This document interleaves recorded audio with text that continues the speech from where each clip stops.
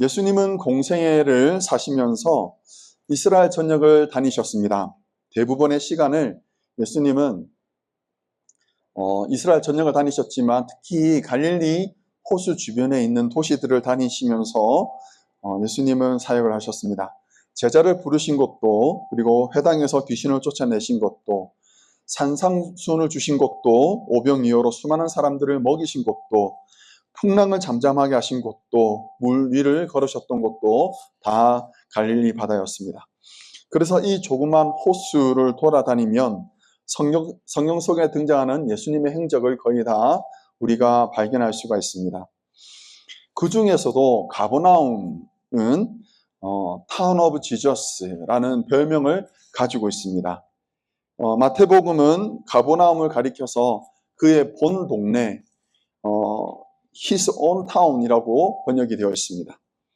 예수님 당시에 이곳은 약 1,500명 정도가 살고 있었고요. 로마 세관이 그곳에 있었고 로마 군대가 주둔하고 있었습니다.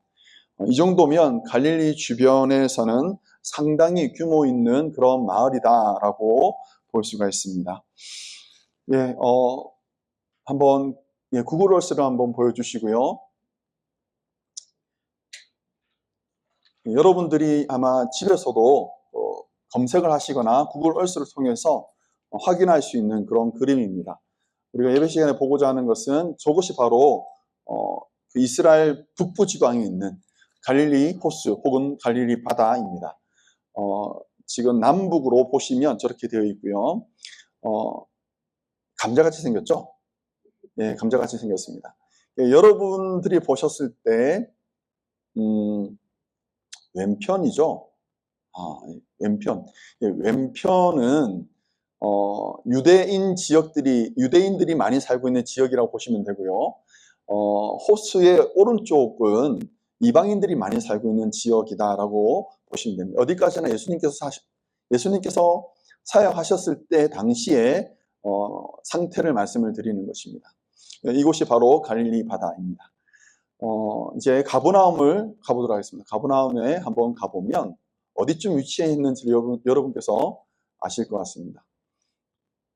예. 예, 가버나움 빨리 가야 되는데, 예. 아직 안 가지고 있죠. 예. 예, 자, 가버나움은 갈릴리 호수의 정북쪽에 있다라고 보시면 돼요. 정북쪽에 있는 그런 마을입니다. 지금 그 1905년에 고고학자들이 가버나움을 발굴을 했습니다. 상당히 오래됐죠. 한 120년 정도 전인데 그때부터 가버나움을 발굴을 해서 상당히 많은 그 자료들이 지금 확보가 되었습니다. 특히 이제 이 가버나움에서 발견한 것 중에 성과라고 할 수 있는 것이 있다면 유대인 회당이 나왔고요. 그리고 마을이 나왔습니다. 한번 3D로 보여주시고, 예, 보시면 지금 보고 계시는 곳이 바로 지금 발굴해서 나온 그 유대인 마을이에요. 유대인 마을, 지금 뭐 관광지로 많이 바뀌어서 저렇게 많은 사람들이 오갈 수 있는 그런 좋은 환경이 되었습니다. 저 멀리 보이시는 그 회색빛의 건물 있죠? 저것이 바로 유대인 회당이에요. 예수님 당시에 저 터 위에 유대인 회당이 실제로 있었고 예수님께서 말씀을 가르치고 병자를 고쳤던 곳으로 우리가 추정하는 곳입니다.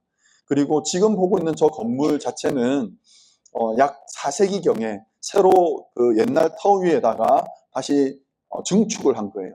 그래서 저렇게 좀 좋은 모습으로 남아 있습니다. 지금 또 가버나움에 가면 저런 그 마을, 유대인 마을이 우리가 지금 확인할 수 있습니다. 이 그림을 보여주시면 될 것 같습니다. 우리 PPT를 통해서 그림을 좀 보여주시면 유대인 마을이 발굴되었는데 그 중에서 유독 그 많은 학자들의 관심을 끌었던 장소가 있습니다. 예, 그 한 장소가 있는데 팔각형 모양으로 되어 있는 유적지예요. 팔각형 모양으로 되어 있고 그 규모가 다른 집들에 비해서 상당히 크게 나왔다라고 사람들은 말합니다. 그곳을 확인해 보니 학자들은 뭐라고 얘기하냐면 저곳을 베드로의 집으로 그들은 확인을 했습니다. 어떻게 베드로의 집을 확인할 수 있느냐? 상당히 많은 사람들이 아까 전에 말씀드린 것처럼 약 1,500명 정도가 거주했는데 어떻게 베드로의 집을 특정할 수 있느냐라고 얘기하는데 사실 베드로의 집에서 예수님께서 거하셨거든요. 예수님은 가버나움에서 사역하시면서 베드로의 집을 자신의 거처로 삼으셨고 그곳에서 주무시기도 하셨고 먹기도 하셨고 제자들과 함께 말씀을 나누기도 했고 사람들을 고치시기도 했고 귀신을 쫓아내기도 하셨습니다. 가버나움에 상당히 많은 일들이 베드로의 집에서 이루어졌습니다. 그래서 예수님께서 승천하시고 난 이후에 초대교회는 베드로의 집에서 예배를 드렸어요. 베드로의 집에서 예배를 드리면서 그 장소가 뭐 보잘것없는 집이었겠지만 그 집이 조금씩 확대되어져 가면서 상당히 큰 자리가 되어버린 거죠. 그리고 그 자리에다가 나중에 중세시대를 거치면서 중세시대가 아니죠. 그 유대인들이 죄송합니다. 중세시대입니다. 중세시대를 거치면서 그곳에서 이제 큰 교회를 짓게 되고 예배를 드리게 되었다라고 해서 지금까지 그런 자리가 남아있게 되었습니다. 보시는 것은 유대인 회당입니다. 유대인 회당의 모습이 지금 저렇게 타가 남아있고요.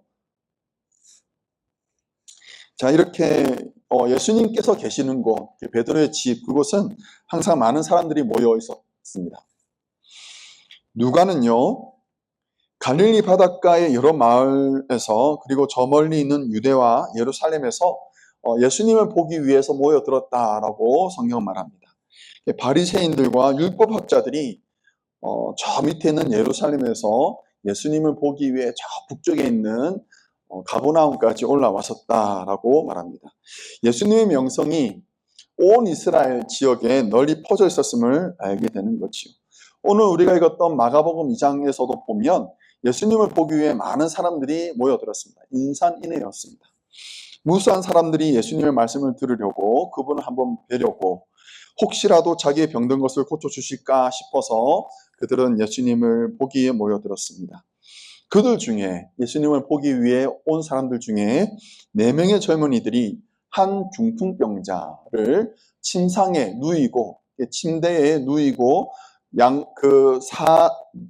네 곳의 모퉁이를 잡고 그 환자를 예수님께로 데려갔습니다.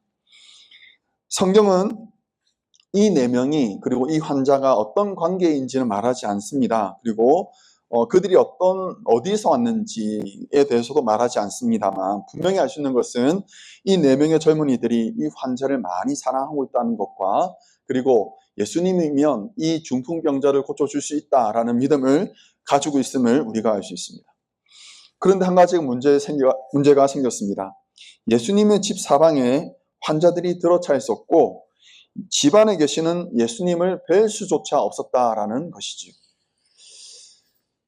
안타깝게도 오늘날 많은 교회에서도 이런 일들이 흔하게 일어나곤 합니다. 예수님을 뵈러 교회에 왔는데 예수님을 보러 왔는데 사람들 때문에 예수님을 보지 못하는 경우들이 많은 거지요. 사람들이 교회에서 상처를 받고 떠나는 가장 큰 이유가 어디에 있다 생각하십니까? 목회자에게 있습니다. 목회자로 인하여서 사람들이 예수님을 만나지 못하고 예수님께 가까이 가지 못하고 오히려 목회자가 전하는 말씀과 그리고 목회자의 언행, 그 삶을 통해서 그들이 예수님을 보지 못하기 때문에 상처를 받게 되는 경우들이 상당히 많이 있습니다. 목회자의 미성숙함, 말씀과 일치되지 않는 삶 이런 것 때문에 많은 성도들이 상처를 받게 되지요. 그런 면에서 죄송합니다. 그런 면에서 죄송합니다. 여러분들은 제가 여러분들에게 그런 장애물이 안 되기를 간절히 바랍니다. 아멘이 커도 문제고 작아도 문제인데 뭐 저만 문제겠습니까? 두 번째 원인은 성도들에게 있어요. 사람들이 교회에 와서 예수님을 만나고 싶은데 만나지 못하는 첫 번째 이유가 목회자라면 두 번째는 성도들에게 있습니다. 그렇게 신실하신 분들이 걱정한다면서 하신 한마디 한마디 말이 가시가 되어서 다른 이들에게 상처를 주게 된다든지, 신실하게 보이는 그 성도들이 그렇게 행동하지 않는 것을 보면서 적잖이 실망하고 교회를 떠나는 사람들이 많습니다. 그래서 이런 말들을 하죠. 나 저 사람 있으면 교회 안 나가. 이런 말을 하고 등을 돌리는 경우들이 주변에서도 많이 있습니다. 이처럼 예수님께로 가는 길을 가로막고 있는 사람들, 걸림돌이죠. 많은 사람들이 예수님을 만나지 못하고 헤매고 있습니다. 그런데 여러분, 중풍병자에게, 오늘 말씀에서 나오는 이 중풍병자에게는 너무나도 감사하게도 디딤돌과 같은 친구들이 있었어요. 예수님께 가는 길을 열어주는 믿음직한 동역자들이 있었습니다. 나이가 들면서 친구 사귀기가 무척이나 어렵습니다. 있던 친구들도 거리가 멀어지고, 그리고 시간이 지나면서 연락도 끊어지곤 합니다. 그런데 여러분, 우리에게는 친구가 필요합니다. 우리에게는 동료가 필요합니다. 의지할 만한 사람이 우리에게는 필요합니다. 다리가 다치면, 다리가 부러지게 되면 우리에게 필요한 것은 부목이죠. 목발을 사용해야 합니다. 내 다리를 보호해 주시는 무언가가 필요하지요. 마찬가지로 친구는요, 내가 힘들 때, 내가 상처받았을 때 그런 부목과 같은, 목발과 같은 역할을 해줄 수 있습니다.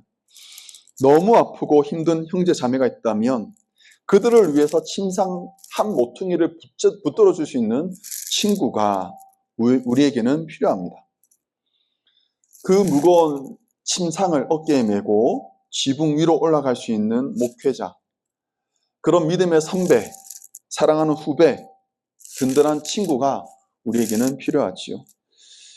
그래서 예수님께로 나아가는 길을 열어주는 그런 귀한 사람들, 저 멀리 어디인가 있는 그런 사람들을 얘기하는 게 아닙니다.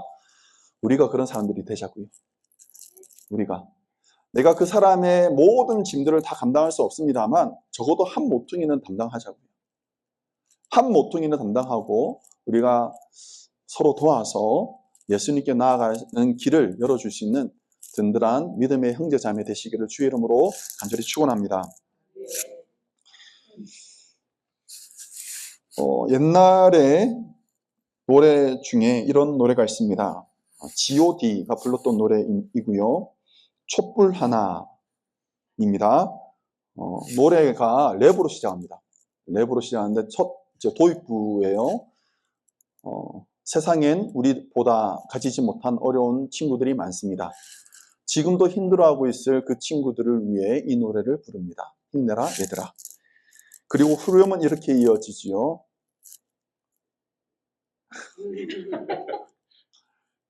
힘들고 지치고 힘들 땐 내게 기대. 언제나 네 곁에 내가 서 있을게. 혼자라는 생각이 들지 않게 내가 너의 손 잡아줄게. 노래 부르고 싶은데. 아니요. 가요예요, 가요. 가요예요. 근데 사실 G.O.D가 불렀던 촛불 하나만 이런 좋은 내용을 담고 있는 건 아니지요. 친구여라는 노래를 누가 불렀죠? 조용필이 불렀나요? 그 가사 하나하나도 너무 좋지 않습니까? 친구. 성경도 이렇게 말합니다. 너희 중에 병든 자가 있느냐? 그는 교회 장로들을 청할 것이요. 그들은 주의 이름으로 기름을 바르며 그를 위하여 기도할지니라. 믿음의 기도는 병든 자를 구원하리니 주께서 그를 일으키시리라. 우리에게는 이런 친구가 있다고요. 우리에게는 이런 동력자들이 있다고요. 사랑하는 성도 여러분, 서로에게 친구가 되시기 바랍니다. 복음의 걸림돌이 아니라 예수님께로 걸음을 인도하는 디딤돌이 되시기를 축복합니다. 예, 아멘이 너무 작았습니다. 우리 옆 사람에게 이렇게 권면하시기 바랍니다. 제가 당신의 목발이 되어 드리겠습니다 하고 권면하겠습니다. 빨리 말씀하십시오.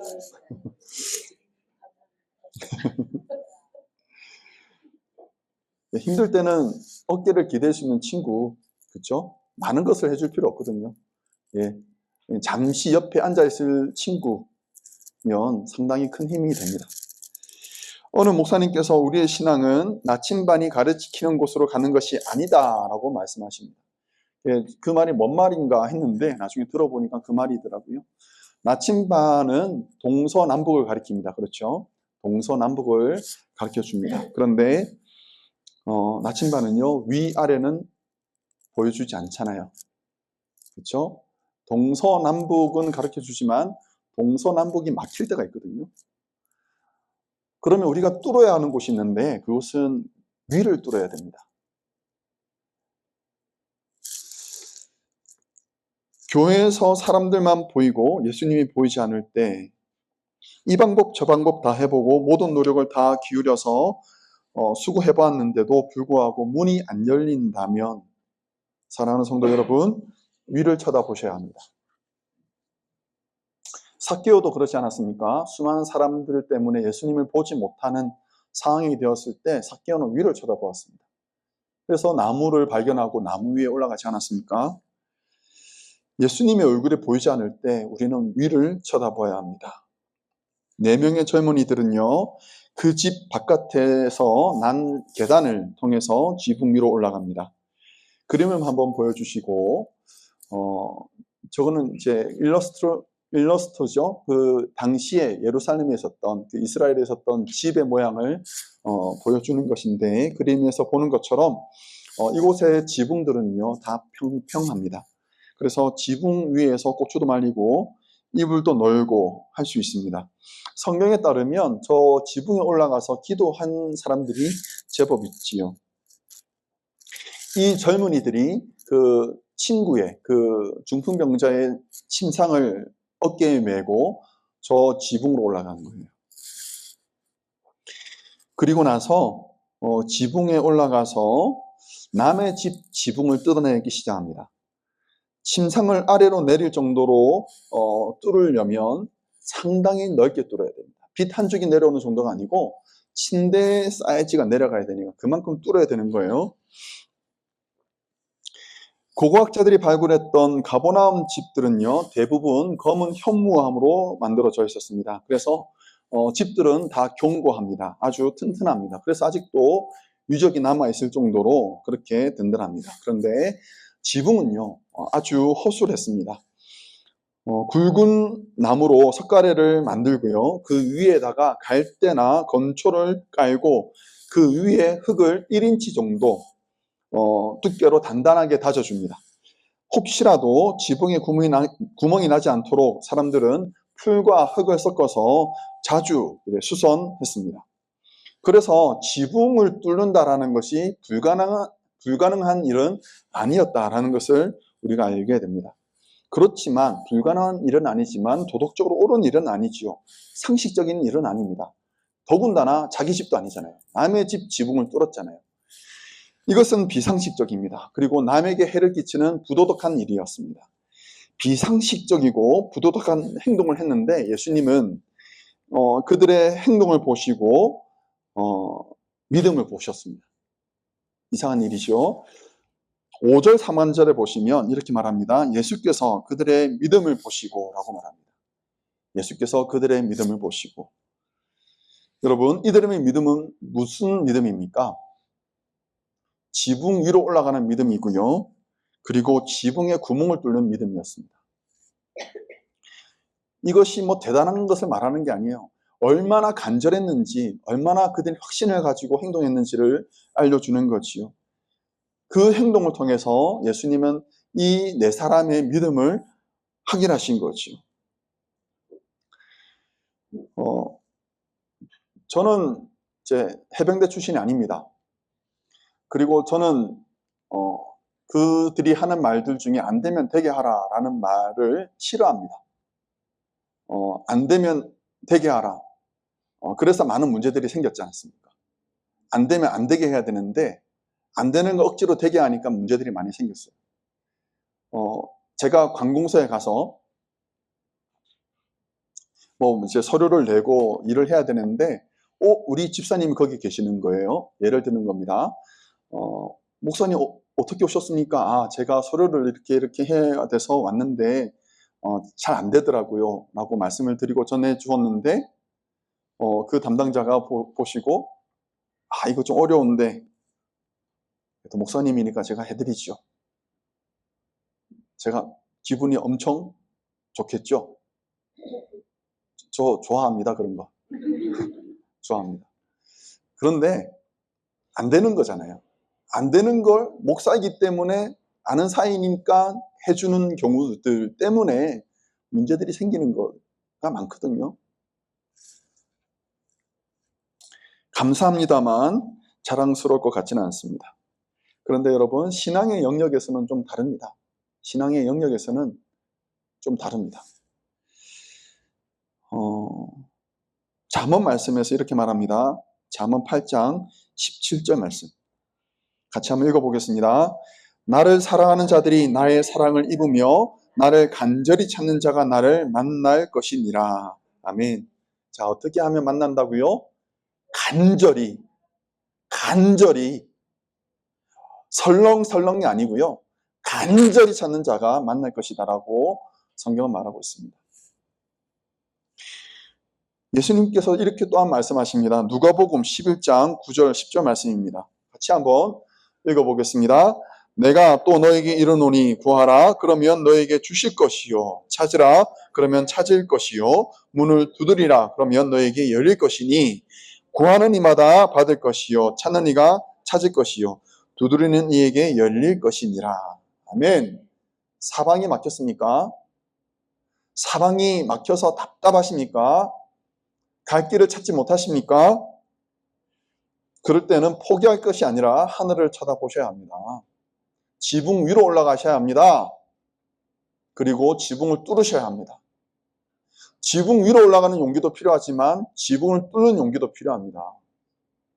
여러분, 간절히 하나님을 찾으셔야 합니다. 그런 이들이 예수님을 만나게 되는 거예요. 힘들었을 때 여러분, 밤을 지새우면서 기도해 보셨습니까? 너무 힘들다고요? 여러분, 음식을 내가 거절하면서 금식하면서 기도해 보셨습니까? 너무 어려워서 힘든 일이 있을 때, 답답해서 마음이 힘들 때 여러분 나를 작정하고 아침마다 새벽마다 깨어서 기도해 보셨습니까?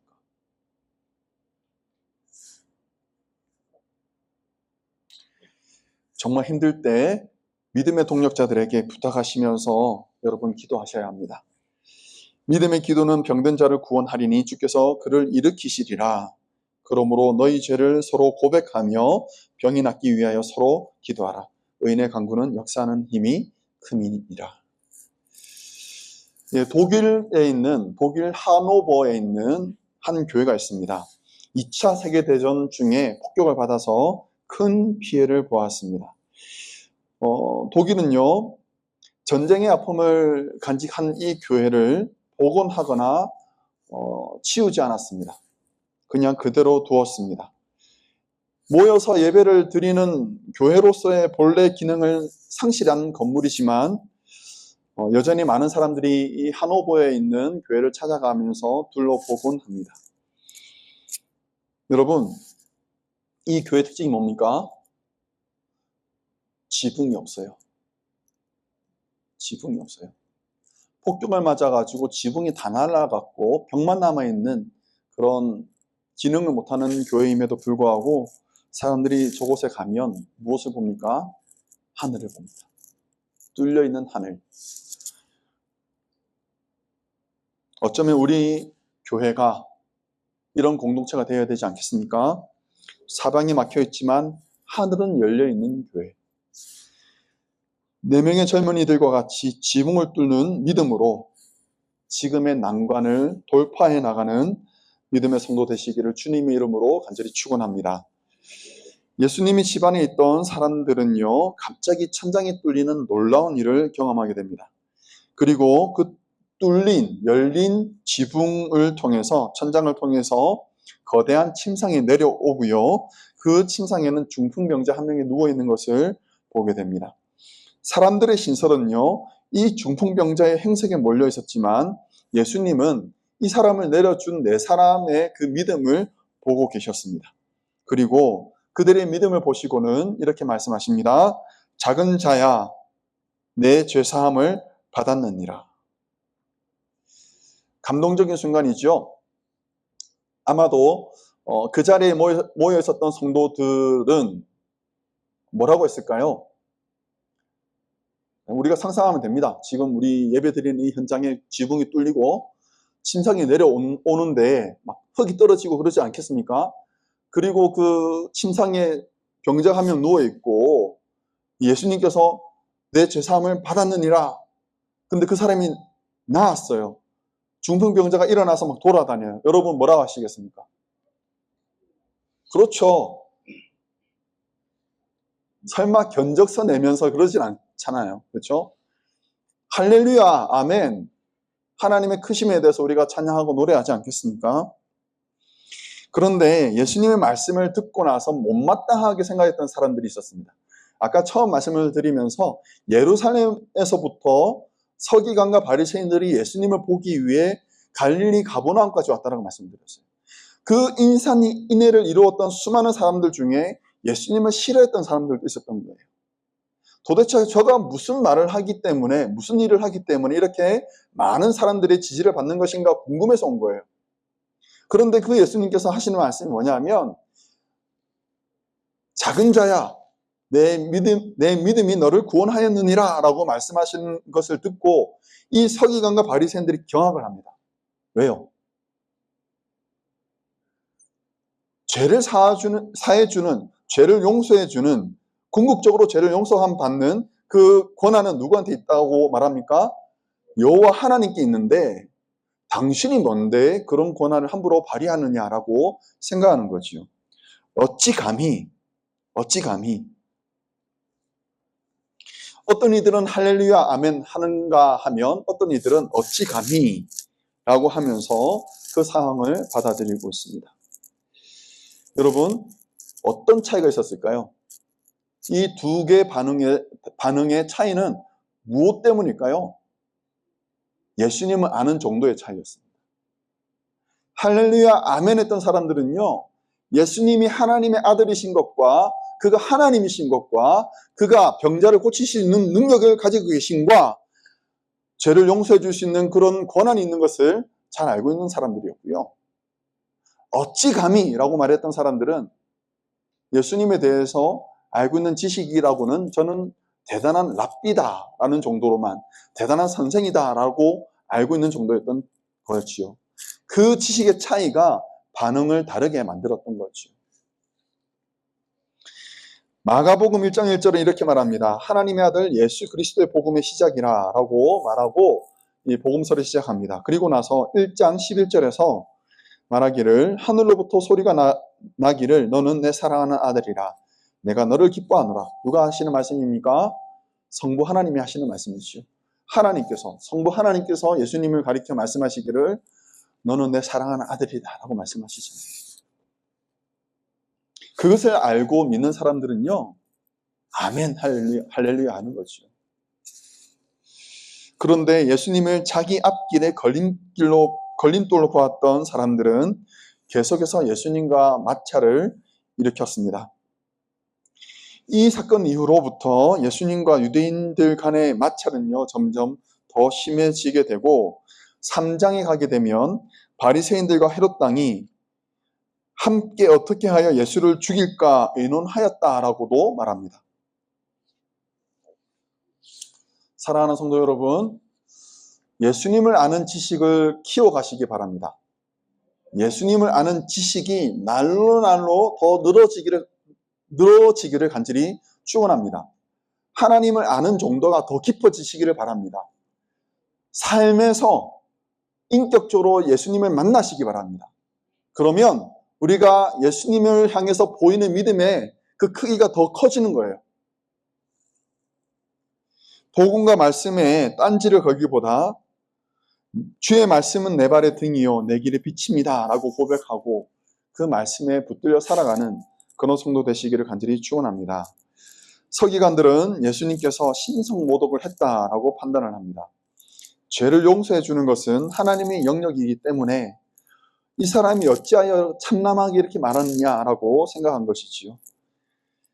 비록 우리가 서기관들처럼 생각하는 것은 아니지만 여러분 논리적으로 약간 이상한 부분은 있긴 합니다. 중풍병자에게 죄 용서해 주는 것이 적절한 대답은 아닌 것처럼 보이죠. 여러분, 병자가 있으면 뭐라고 말씀하시는 게 맞습니까? 내 병이 나았느니라 라고 말씀하시는 것이 사실은 좀 더 이치에 맞죠. 그런데 예수님께서 너의 죄를 사하노라 라고 말씀하신 것은 사실은 조금 이상하긴 합니다. 왜 그러셨을까요? 예수님께서 자기가 죄를 용서해주는 권세가 있는 줄을 사람들로 하여금 알게 하기 위해서 일부러 예수님께서 그렇게 말씀하신 거였던 거예요. 그래서 사람들이 놀랬던 거지요. 10절의 말씀이 이렇게 말씀하십니다. 10절에 그러나 인자가 땅에서 죄를 사하는 권세가 있는 줄을 너희로 알게 하려 하노라 하시고, 여러분 죄를 용서해 준다라는 것은요 보이는 결과가 없습니다. 특별히 보이는 결과가 없습니다. 중풍병자는 여전히 침상에 누워 있습니다. 사람들이 기대하고 있는 기적도 아니었습니다. 그런데 예수님께서 죄 용서를 선언하신 것은 예수님께서 그런 권세가 있는 것을 알려주기 위해서였습니다. 그리고 나서 예수님께서 그 병자를 고쳐서 그 병을 낫게 해주십니다. 자, 여기에서 우리가 한 가지 확인해야 될 부분이 있습니다. 우리는요, 죄의 문제를 심각하게 생각하지 않습니다. 죄로 말미암아 발생한 이 병에 대해서 우리는 심각하게 생각합니다만 그 병의 근본이 되는 죄의 문제에 대해서는 우리는 간과하는 경우들이 많습니다. 그래서 우리는 말하잖아요. 이 병을 고쳐달라고, 이 재정적인 문제를 해결해달라고, 이 관계의 문제를 해결해달라고 얘기합니다. 그렇지만 실제로 그 문제들이 뿌리를 깊게 내리고 있는 근본적인 문제, 죄의 문제에 대해서는 우리는 잘 모르고 넘어가는 경우들이 많이 있습니다. 예수님께서 병자에게 말씀하실 때 그 죄를 다루셨던 이유는 근본적인 원인을 다루셨던 거죠. 죄의 문제. 여기에서 우리가 한 가지 깨달아야 합니다. 지금 우리가 어쩌면 실험하고 있는 그 문제의 깊은 뿌리는 죄의 문제일 수 있는 거예요. 그 죄의 문제를 내가 눈 감고 그냥 지나가고 그냥 표상적으로 보이는 그 문제에만 우리가 얽매고 있는 것은 아닌지에 대해서 고민을 해보셔야 합니다. 진짜 내가 이 문제를 해결하기 원한다면 뿌리를 뽑아야죠. 뿌리 놔두놓고 그냥 위에 줄기만 내가 제거한다고 해서 해결되지 않습니다. 다시 자랍니다. 다시 자라서 그 문제가 다시 발생합니다. 우리가 매일같이 넘어지는 연약한 우리 그 약점이 있지 않습니까? 어떤 분들은 재정 문제로 매일같이 힘들어하시는 분이 있어요. 이 문제가 해결되면 끝나겠지? 아니요. 그 문제는 또 발생합니다. 어떤 분들은 성적인 문제 때문에 힘들어할 수 있어요. 이거 문제 해결했으니까는 이제 나는 괜찮겠지? 아니요. 이 문제에서 해결하지 못하면, 죄 문제를 해결하지 못하면 또 다른 성적인 문제로 말미암아 힘들어하게 되는 거예요. 인간관계도 마찬가지지요. 이 사람하고 문제가 해결되면 괜찮나요? 죄 문제가 해결이 안 되면 또 다른 문제가 발생한다고요. 우리가 정말 심각하게 생각해야 될 죄의 뿌리는, 문제의 뿌리는 깊은 죄의 문제가 있는 거예요.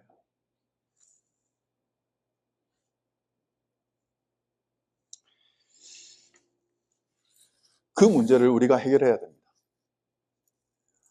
누가 해결할 수 있습니까?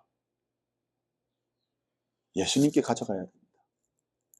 예수님께 가져가서 이 문제를 여러분들이 직접 다루셔야 합니다. 연약한 나를 주님 고쳐주십시오. 그렇지만 지금 보이는 이 문제뿐만 아니라 내 마음속에 깊이 내재해 있는 이 죄의 문제를 주님 만져주십시오. 뿌리 뽑아주십시오. 내 힘으로는 되지 않습니다. 이것을 주님 도말하여 주십시오. 라고 하며 이 죄의 문제에 대해서 여러분들이 해결하시기 바랍니다. 그리고 나서 다른 문제들을 우리가 다룰 수 있겠지요. 예수님은 그 병자에게 말씀하십니다. 내가 내게 이르노니 일어나 내 상을 가지고 집으로 가라. 그 말씀에 중풍병자는 누웠던 상을 들고 집 밖으로 걸어 나갔습니다. 가버나움에서 중풍병자를 고쳤던 이 기적은요, 예수님이 누구이신지에 대해서 우리에게 잘 알려줍니다. 예수님은 죄를 용서하시러 이 땅에 오신 분입니다. 우리 인생을 괴롭게 하는 여러 가시들의 뿌리를 말리려고 오셨습니다. 사망의 권세를 이기신 분이십니다. 우리의 죄 문제도 예수님은 해결할 수 있습니다. 그래서 저는 말씀을 마치면서 이 찬양을 함께 드렸으면 좋겠습니다. 여러분, 괴로울 때는 주님의 얼굴을 보시기 바랍니다. 괴로울 때는 위를 쳐다보시기 바랍니다. 너무 힘들 때에는 사방을 막고 있는 사람들로 말미암아 시험 들지 마시고 지붕 위로 올라가서 지붕을 뚫고 예수님을 만나는 그 용기를 가지고 여러분 살아가셔야 합니다. 표상적인 문제를 가지고 실험할 것이 아니라 깊이 박혀있는 그 죄의 뿌리를 여러분들이 다루셔야 합니다. 직시하십시오. 그 죄의 문제, 그 문제를 가지고 예수님께 나아가셔야 합니다. 그리고 그 문제를 예수님께서 해결할 수 있도록 그렇게 여러분 자신을 들이셔야 합니다. 혹시 반주가 되시나요? 되실까요? 우리 마지막으로 우리 찬양하고 말씀 마치겠습니다. 외로울 때 주님의 얼굴 보라 평화의 주님 바라보아라 세상에서 지나는 친구들아 그의 주님 바라보아라 눈을 들어 주를 보라 내 모든 영광 주께 맡겨라 슬플 때에 주님의 얼굴 보라 사랑의 주님 안식 주리라. 사랑이 막혔을 때 위를 쳐다보시기 바랍니다. 우리가 서로에게 디딤돌이 되시길 바랍니다. 우리 형제자매의 문제를 놓고 한쪽 몸뚱이를 붙잡고 어깨에 메고 지붕 위로 올라갈 수 있는 믿음. 감히 남의 집이지만 그 지붕을 헐어서 예수님께로 내릴 수 있는 그 믿음. 그 믿음이 역사를 만들어냈습니다. 그런 믿음을 가지고 하나님 앞에 나아가는 우리 덴버 삼위일교회 되기를 바라고 우리의 모든 문제의 근원인 죄를 해결하는 그래서 하나님 앞에 온전하게 믿음으로 살아가는 우리 모든 성도 되시기를 주의 이름으로 축원합니다.